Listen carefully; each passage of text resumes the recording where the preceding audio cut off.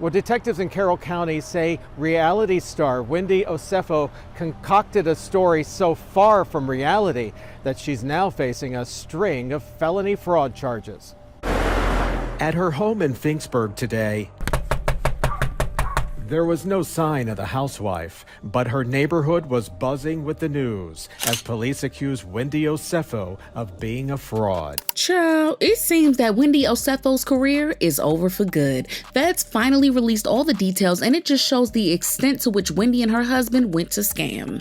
She is now looking at a long legal battle ahead, and it's safe to say that she messed up big time. And this is why being quiet sometimes is not something to be played with, because Wendy brought this problem onto herself when she went to Bravocon and tried to make it sound like they were coming for an innocent black woman for no reason. It's an unfortunate situation, and right now I can't say too much, but I will say when the time is right, I will share my story with everyone. And for now, they're just allegations, so we will continue to push forward. I know. The feds are saying that they have a foolproof case against her and that there's nothing she can say or do to get out of this one. And these insurance companies will go through hell and high water to prove that you tried to play with them.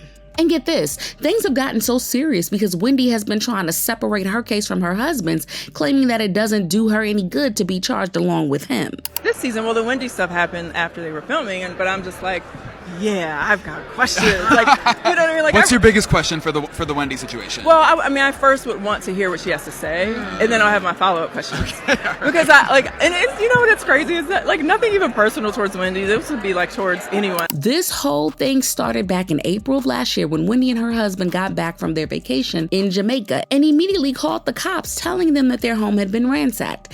They said that burglars carted away several designer bags and jewelry to the tune of $450,000 based on the statements they submitted to 2 insurance agencies. As soon as they said burglars had come into their home, the police started combing through every piece of evidence they could find because the area where Wendy and her husband Eddie Osefo live isn't the place where crime typically happens. Forgot that in April, your home was broken into or something. Was this during filming that this happened? I think it was right before. Okay. Like, literally before camera went up, it happened because my family was away on spring break. It was our spring break trip with the kiddos. And I was just so heartbroken. Like, I think a few of my first initial scenes, I'm just a little bit uneasy because we had just been violated, so to speak. It was the worst thing. It's so unexpected, especially since from my vantage point and from the investigators' vantage point, it was targeted, you know? Really? Because I've lived in this neighborhood for, a long time, but since the neighborhood has been in inception for over 20 years, there has been no burglary. Yeah. Nothing. But the more the cops dug into their story, the more they found out that there was nothing that was really matching up. It was only the bedroom that appeared to have been ransacked, and everywhere else was practically spotless.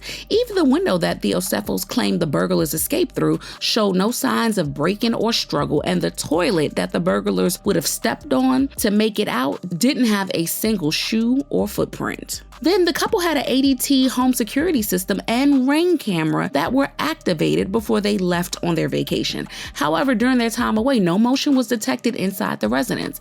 There was some activity like package deliveries that were monitored remotely, but other than that, there was nothing. Now, does that sound like a home that had been broken into?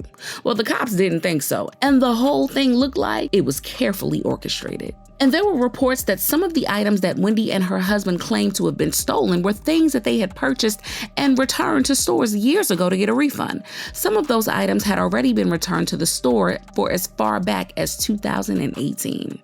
Now, Wendy might be smart, but she definitely is not street smart if she didn't think that all the way through. She just messaged me a couple days ago. She's one of the the only ones who is like, I'm so proud. Well, what she said was, God has you covered, right? So I need a second because I get it. I opened my phone. I had no idea it was even going on, and I'm like, I'm shocked. Yeah.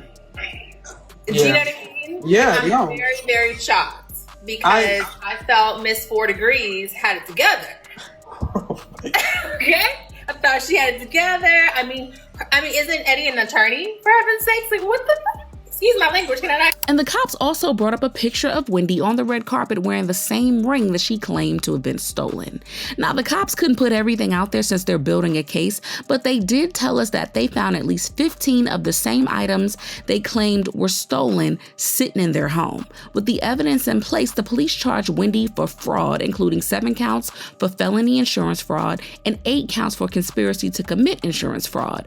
And her husband Eddie was hit with practically the same thing. Now, when it comes to the housewives of Bravo, it looks like every year we get at least one housewife caught with her hands in the cookie jar.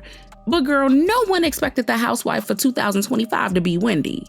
With all the degrees that she has, and with the way that she holds herself to such a high standard, baby, nobody saw this coming. And when the mugshots of her and her husband hit the internet, people went insane and they were thirsty for more information. Now, Wendy has always been someone who has something to say about every situation, both on and off camera, but this time around, it wasn't going to be any different. She immediately slammed the charges as false, claiming that their arrest was illegal and based on defective charges. Even at the recent Bravocon, she doubled down on it and said that even though she couldn't speak on it fully because of legal reasons, she really looks forward to sharing her story. It's an unfortunate situation. And right now I can't say too much, but I will say when the time is right, I will share my story with everyone. And for now, they're just allegations. So we will continue to push forward. I know that's right. The way she made it sound, it was like the cops were out hunting an innocent black woman and her family again. But the cops weren't here for Wendy trying to look like the victim in all of this. And if you thought what's already out there was bad, you won't believe what they just released. The police basically dug through Wendy's entire history, seizing everything from her emails to bank account information and even her Instagram accounts. It turns out that Wendy had a third Gmail account that doesn't have either her or her husband's names on it, and they were able to gain access to it through a warrant served on Google. Several luxury brands like Van Cleef, Louis Vuitton, Saks, and Ascot Diamonds were also contacted to find out what happened to the luxury products that Wendy and her husband had claimed were missing. Get a load of this. The two of them used at least 40 different credit cards under names like Pam Oliver and Eddie Hennessy as a way to mask their identities. Their bank records also show a pattern of excessive spending, which is highly relevant in support of the motive of this case. Now, you know it's always innocent until proven guilty, but Wendy might just pull a Jen Shaw and just deny until she can't deny no more. Because if this was all a misunderstanding and illegal, the way that she's claiming, why are Wendy and her husband seeking separate trials? And I said she's going to have her husband take the fall. And everybody was like, she should take the fall because he's the attorney, blah, blah, blah, blah. I told him, I said, I understand what y'all saying, but he's the one that made the phone calls. He's the one that sent the email. They got a stronger case against her husband. More than likely, he's going to take the fall. Like, you know what I'm saying? They got small kids. One of them needs to be out of jail for their children. You know what I'm saying? And I just had a feeling and whatnot.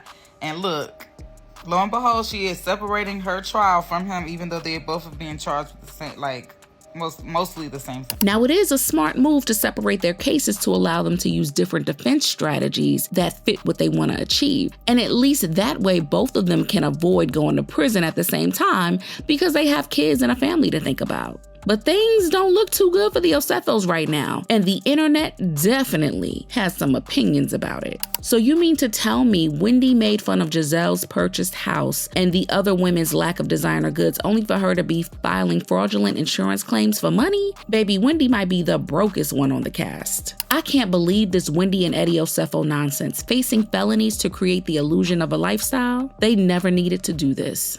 The only reason why this is such a big blow to Wendy, to where she can't recover, is because she put herself on the highest pedestal. But what do you all think about this? Sound off in the comments and make sure you hit that like and subscribe. I'll see you in the next video. Bye, baddies.